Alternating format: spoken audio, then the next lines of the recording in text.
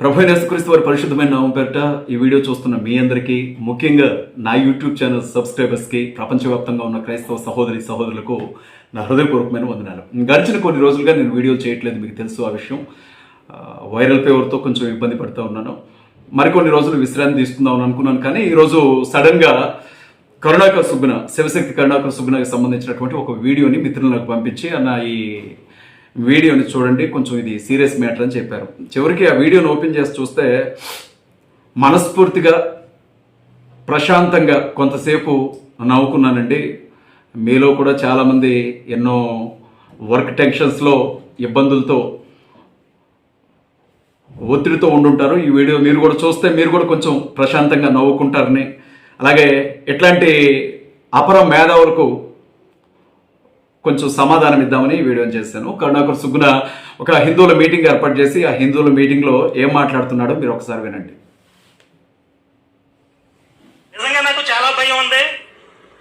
ఏం భయం అంటే, నేను నా జీవితం ముగించేలోపు, నేను పోయేలోపు ఈ దేశంలో ఒక్క చర్చ అయినా మిగిలిపోద్దేమో అని భయం ఉంది నాకు.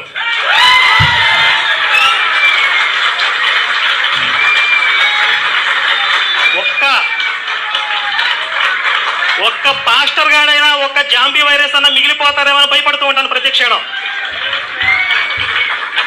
సంపూర్ణంగా నా భారతదేశం నుండి ఈ మాఫియాని తరిమి కొట్టడమే నా జీవిత ఆశయంగా బ్రతుకుతున్నాను. ఇందులో ఎలాంటి భయానికి, బెరుకునికి తావు లేదు. మంచి కామెడీ క్లిప్పింగ్ చూశారు కదా. కరుణాకర్ సుబ్బున మాట్లాడుతూ ఉంటే మీకు ఏదైనా సినిమా జ్ఞాపకం వస్తూ ఉందా? విక్రమార్కుడు సినిమాలో రవితేజ ప్రకాష్ రాజ్తో చెప్పిన డైలాగ్, హిందువుల ముందు కరుణాకర్ సుబ్బున స్టేజ్ మీద నుంచి చెప్తున్నాడు, నేను చచ్చిపోయేలోపు భారతదేశంలో ఒక్క చర్చ అయినా మిగిలి ఉంటుందేమోనని భయం వేస్తుంది నాకు, ఒక్క పాస్టర్ గాడైనా మిగిలి ఉంటాడేమోనని భయం వేస్తుంది నాకు, క్రిస్టియన్ మాఫియా మొత్తాన్ని భారతదేశం నుంచి తరిమి కొట్టడానికి పుట్టినటువంటి వ్యక్తిని నేను, అదే నా జీవిత లక్ష్యం, ఇందులో ఎలాంటి మార్పులు ఉండవని ఈ ఎర్రిబాగులోడు చెప్తా ఉన్నాడు. ఆ ఎర్రిబాగులోళ్ళు అందరూ కూడా చప్పట్లు కొడుతూ ఉన్నారు. కరుణాకర్ సుబ్బున చేసిన ఈ కామెడీని చూస్తూ ఉంటే చిన్నప్పుడు మా నాన్న నాకు చెప్పిన ఒక కథ గుర్తొస్తూ ఉంది, చెప్తాను, మరి తప్పదు కదా. ఒకరోజు సాయంత్రం పూట ఒక 10 చీమలు బార్ షాప్కి వెళ్ళి బాగా మందు దాగి ఆ దారిలో నడుచుకుంటూ వస్తున్నాయట. వాటికి ఎదురుగా ఒక ఏనుగు వచ్చిందట.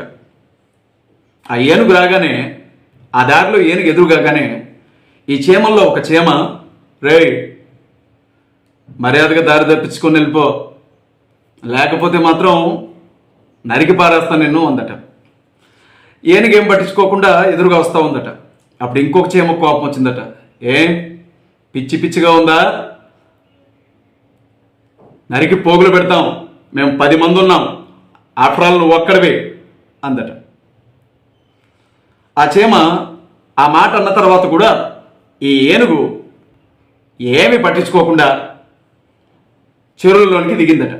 దిగి ఒళ్ళు నీటితో కడుక్కుంటా ఉందట. ఆ టైంలో ఈ చీమలన్నీ కూడా ఆ చెరువులోనే స్నానం చేస్తూ ఉన్నాయట. ఏనుగు ఎప్పుడైతే చెరువులోనికి దిగిందో ఆ బలానికి చీమలన్నీ ఎగురొచ్చి గట్టు మీద పడ్డాయట. ఒక్క చీమ మాత్రం ఏనుగు మీద పడ్డదట. గట్టు మీద పడ్డ 9 చీమలు ఏనుగు మీద పడ్డ ఒక చీమతో అంటున్నాయంట, తొక్కేరా నా కొడుకుని, తొక్కేరా లోపలికి, తొక్కే అని అంటున్నాయట. అదిగో అలా ఉంది.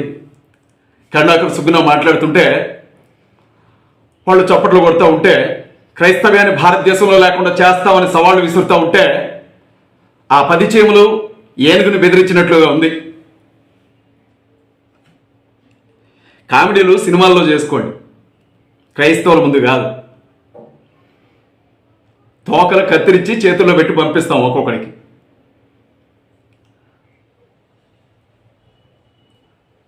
మరుగుదొడ్లు కనుక్కునేవాడితో సినిమా హీరో డైలాగులు చెప్పించకండి. ముందు వాడేంటో, వాడి స్థాయి ఏంటో, వాడి బ్రతికేంటో చూడండి. క్రైస్తవ్యాన్ని లేకుండా చేస్తా అంటే వీడికి భయం వేస్తా ఉందట. స్పాన్సర్షిప్ ఎవరన్నా చేస్తారో లేదో అని భయం వేస్తుందని చెప్పరా. చాలామంది నన్ను చూసి యూట్యూబ్ ఛానల్స్ పెట్టుకొని క్రైస్తవులను తిట్టడమే పనిగా పెట్టుకున్నారు. అందరికీ నా సీక్రెట్ తెలిసిపోయింది. నాకు పంపించే డబ్బులు మొత్తం వాళ్ళకి పంపిస్తున్నారేమోనని చెప్పి నాకు భయం వేస్తుందని చెప్పు. ఇన్ని రోజులు బైబిల్ గ్రంథం మీద బురద పోసుకుంటూ క్రైస్తవులను తిట్టుకుంటూ కోట్ల రూపాయలు సంపాదించాను. ఈ ట్రిక్ నా ఒక్కడికే తెలుసు అనుకున్నాను. కానీ ఈ మధ్య చాలా మంది బేవర్స్ గాళ్ళు నాకు పోటీగా వచ్చి నాకంటే ఎక్కువగా క్రైస్తవులను తిడుతున్నారు. నాకు పంపించే స్పాన్సర్స్ ఆ డబ్బంతా కూడా వాళ్ళకి పంపిస్తున్నారేమో అని చెప్పి నాకు భయం వేస్తూ ఉంది. ఈ పోటీలో నేను ఎలా ముందుకు రావాలి, ఈ పోటీలో నేను ఎలా సంపాదించుకోవాలని నిద్ర పట్టట్లేదు నాకు. ఒకవైపు లలిత్ కుమార్ వచ్చేసాడు, ఇంకొక వైపు హమార ప్రసాద్ వచ్చాడు, ఇంకొక వైపు వాళ్ళెవరు రామసేన అనుకుంటా, కృష్ణసేన అనుకుంటా, భీమసేన అనుకుంటా యూట్యూబ్ ఛానల్స్ రోజు రోజుకి వచ్చేస్తా ఉన్నాయి. నేను డబ్బు సంపాదించుకుంటున్నటువంటి విషయం, ఇందులో ఉన్నటువంటి రహస్యం అందరికి అర్థమైపోయింది. క్రైస్తవులను తిడితే హిందువులు డబ్బులు ఇస్తారన్న విషయం అర్థమైపోయి రోజు రోజుకి కాంపిటీషన్ పెరిగిపోతూ ఉంది. నన్ను ఎవడు పట్టించుకుంటాడో లేదో ఆ టెన్షన్ ఎక్కువవుతా ఉంది నాకు అని చెప్పు. నువ్వు నీ సోది మాటలు నువ్వు చెప్తున్నావు, వాళ్ళు చప్పట్లు కొడుతున్నారు. సిగ్గు లేకపోతే సరే. భారతదేశంలో క్రైస్తవ్యం లేకుండా చేస్తావా? నువ్వు కాదు కదా, నీ అయ్య కాదు కదా, నీ తాత కాదు కదా, ఊరపందిని మేపినట్లుగా నిన్ను మేపుతున్నటువంటి స్పాన్సర్స్ ఉన్నారే వాళ్ళు కాదు కదా. నిన్ను ముట్టుకుంటే కూడా పాపం అనుకుంటాడే చిన్నజీయర్ స్వామి. అలాంటి వాళ్ళు కొన్ని వందల జన్మలు ఎత్తినా క్రైస్తవుల కాలిగోట్లో ఉండే మట్టిని కూడా తీలేరు నాయన. మీరు క్రైస్తవమైన భారతదేశంలో లేకుండా చేసేదేంటి? ప్రపంచాన్ని పరిపాలించినటువంటి చక్రవర్తులు, సామ్రాజ్యాలను పరిపాలించినటువంటి నియంతలే క్రీస్తుకు ఎదురుగా వచ్చి మోకాళ్ళేసి కూర్చొని మట్టిలో కలిసిపోయారు. ఇక్కడ యేసుక్రీస్తు ప్రభు సంఘాన్ని భూమి మీద లేకుండా చేస్తామని చెప్పిన ఎంతోమంది ఇవాళ అదే భూమిలో కుళ్ళిపోయి పురుగులకు ఆహారం అయిపోయారు. ప్రభుత్వాలు కూలిపోయాయి, అధికారాలు నాశనం అయిపోయాయి, నియంతలు కాలగర్భంలో కలిసిపోయారు, చక్రవర్తులు మట్టిలో కలిసిపోయారు. ఇక్కడొచ్చాడు కొనికిస్క గొట్టం గడిగి డాపుతాడట క్రైస్తవ్యాన్ని భారతదేశంలో. నీకంటే ఎట్కరంగా మాట్లాడగలం, నీకంటే దారుణంగా మాట్లాడగలం, కానీ సభ్యత అడ్డొస్తూ ఉంది. ఇప్పటికే ఈ వీడియో నేను మాట్లాడుతూ ఉంటే విన్న క్రైస్తవుల్లో కొంతమంది మా వాళ్ళు మనకి ఎందుకన్నా సినిమాల గురించి అని అంటారు. ఎందుకంటే కనీసం ఆ వల్గర్ వీడియోస్ చూడడం కూడా తప్పే అని అనుకుంటారు మా వాళ్ళు. క్రైస్తవ సంఘానికి శ్రమలు కొత్త కాదు. శ్రమలు ఎంత ఎక్కువైతే సంఘం అంతగా విస్తరిస్తూ ఉంటుంది. శ్రమల మధ్యలోనే పుట్టి, శ్రమల మధ్యలోనే పెరిగి, శ్రమలతోనే విస్తరించినటువంటి సంఘం ఈ భూమి మీద ఏదైనా ఉంది అని అంటే అది క్రైస్తవ సంఘం. యేసుక్రీస్తు ప్రభు వారి రక్తంతో కట్టబడినటువంటి ఈ క్రైస్తవ సంఘం, అపోస్తుల రక్తంతో విస్తరించబడినటువంటి ఈ క్రైస్తవ సంఘం ఈ 2000 సంవత్సరాల కాలంలో సుమారు కొన్ని కోట్ల మంది హతసాక్షుల ప్రాణాల అర్పణలతో ప్రపంచమంతా విస్తరించింది. ఈ సంఘాన్ని స్థాపించిన వాడు యేసుక్రీస్తు ప్రభు. దీన్ని ఆపడం ఎవడి వల్ల కాదు. ఆయన సాక్షాత్తు దేవుడై ఉన్నాడు. ఆయన ఈ సంఘానికి శిరస్సు అయి ఉన్నాడు. పాతాళలోకపు శక్తులు, అంధకారపు శక్తులు, దయ్యపు శక్తులు, ఇదిగో నీకు అండగా నిలవబడినటువంటి స్వామీజీలు, పీఠాధిపతులు, ఆర్ఎస్ఎస్ వాళ్ళు, విశ్వ హిందూ పరిషత్ వాళ్ళు, బజరంగ్ దళ్ వాళ్ళు, భారతీయ జనతా పార్టీ వాళ్ళు, మీకున్నటువంటి అధికారాన్ని, బలాన్ని, ధనాన్ని అన్నిటినీ ఉపయోగించిన ఈ సంఘం ముందు నిలబడలేరు. ఇది క్రైస్తవ సంఘం, క్రీస్తు సంఘం. ఈ సంఘాన్ని క్రీస్తు కాపాడుతున్నాడు. పరిశుద్ధాత్మ దేవుడు ఈ సంఘానికి కాపలాగా ఉన్నాడు. దేవదూతలు ఈ సంఘాన్ని కాపాడుతున్నాయి. క్రైస్తవ సంఘాన్ని మీరేం చేస్తారు అంటే, భారతదేశంలో బీజేపీ అధికారంలోకి వచ్చిన తర్వాత చాలా ప్రార్థనా మందిరాలను కూలగొట్టేసాం, చాలా మంది పాస్టర్లను చంపేసాం, బైబిల్ గ్రంథాలను తగలబెట్టేసాం, ఎంతోమంది ఆడబిడ్డల్ని నడి రోడ్డు మీద రంగంగా ఊరేగించేసాం, మణిపూర్ లాంటి రాష్ట్రాన్ని సర్వనాశనం చేసాం, మత మార్పిడి నిరోధక బిల్లులు తీసుకొని వచ్చేసాం, క్రిస్టియానిటీ అనేది లేకుండా చేసేయచ్చు, ఇలాగే పోతే అని మీరు అనుకుంటున్నారా? మీకు తెలియాల్సిన విషయం ఏంటంటే, మూర్ఖులారా, మీరు చేసే ప్రతి చర్యకి క్రైస్తవ సంఘం ఇంకా ఇంకా ఇంకా ప్రార్థనలో బలంగా మారుతూ విస్తరిస్తూ ముందుకు వెళ్తూ ఉంటుంది. దీని అప్పుడు ఎవరి వల్ల కాదు, నీ వల్ల కాదు కరుణాకర్ సుగుణ, ఈ దేశ ప్రధానమంత్రి నరేంద్ర మోడీ వల్ల కాదు, హోంమంత్రి అమిత్ షా వల్ల కాదు, మీకున్నటువంటి కోట్ల మంది ఆర్ఎస్ఎస్ కార్యకర్తల వల్ల కాదు, ప్రపంచవ్యాప్తంగా ఉన్నటువంటి చీకటి శక్తుల వల్ల కూడా క్రైస్తవ సంఘాన్ని భారతదేశంలో లేకుండా చేయడం కాదు.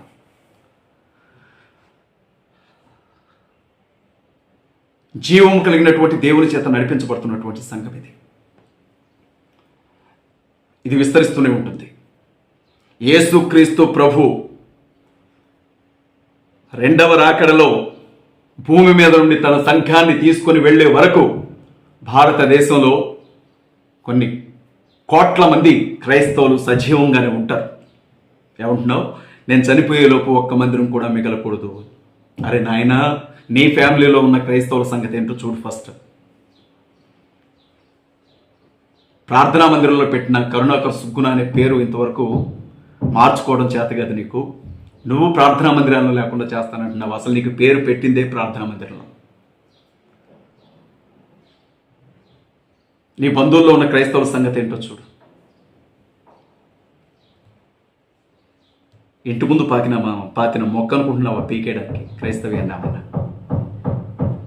ప్రపంచంలో ఏ దేశానికైనా వెళ్ళు, ఏ రాష్ట్రానికైనా వెళ్ళు, ఏ భాష మాట్లాడే ప్రజల మధ్యకైనా వెళ్ళు, ఏ జాతి ప్రజల మధ్యకైనా వెళ్ళు, యేసుక్రీస్తు ప్రభు పేరు చెప్పగానే కొన్ని లక్షల మంది లేచి నిలబడతారు, మేము ఉన్నాం ఆయనకి ఇక్కడ అని. అది క్రైస్తవ సంఘం అంటే.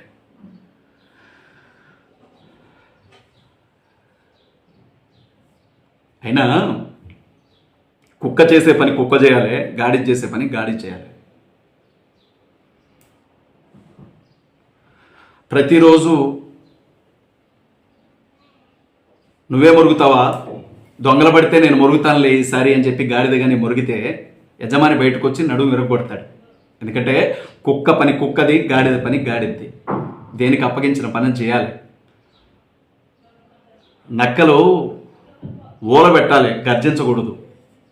సింహాలు గర్జిస్తాయి, సింహాలు గర్జిస్తున్నాయి కదా, నేనెందుకు గర్జించకూడదు అని ఎంత అరిసినా నక్క అరిసేదాన్ని ఓలనే అంటారు.